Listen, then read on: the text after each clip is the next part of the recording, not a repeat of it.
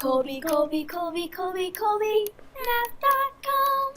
We're going to be adding and subtracting decimals in this computation help video.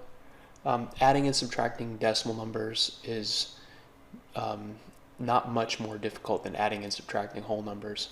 With whole numbers, you know what you're counting every time you're counting wholes, so you don't have to worry about like terms. But with decimal numbers, you have to consider what you're counting. So speaking of terms, we have terms are separated by addition and subtraction. So this is a term, this is a term, this is a term, and this is a term. So we have 4 terms in this expression. And in this first term, if we read this decimal number, it's 5 and 1/100th. So we're counting hundredths. We have 501 hundredths. You could just, if you ignore the decimal and just read the number 501, ending in what place? Ending in the hundredths place. And so here we're counting hundredths. Over here we have 2/10ths, so clearly here we're counting tenths. So you can't combine hundredths and tenths. You need to be counting the same thing, and I'll show you how to create like terms in just a minute. In this third term, we have 23 and 6/10ths, so here we're counting tenths. So we could combine these two pretty easily, add the 2/10ths to the 6/10ths, and you have 8/10ths, so you have 23 wholes and 8/10ths.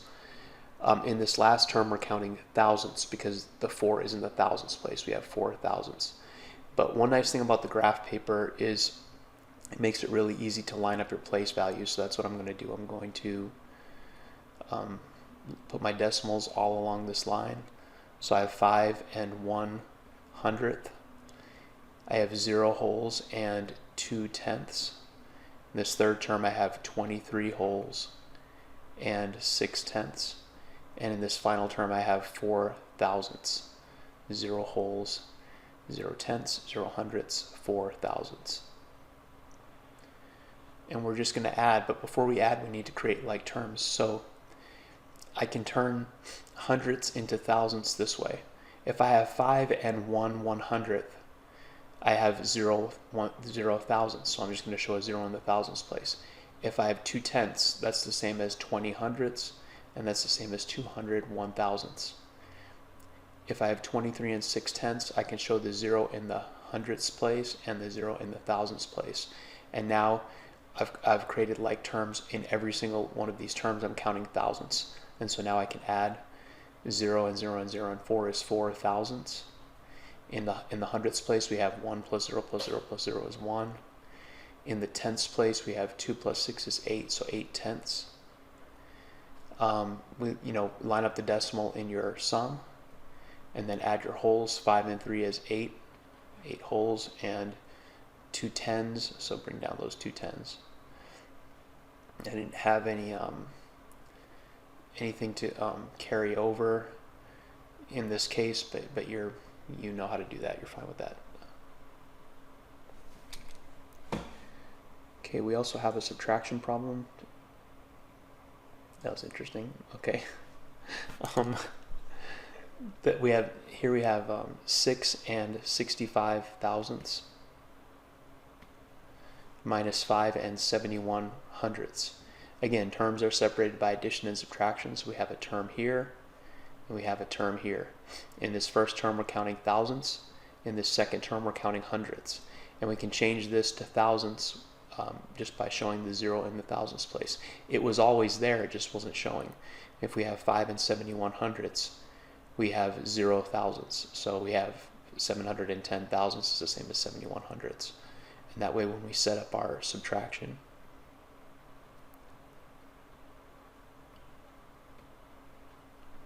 we can line up our place values by lining up the decimals.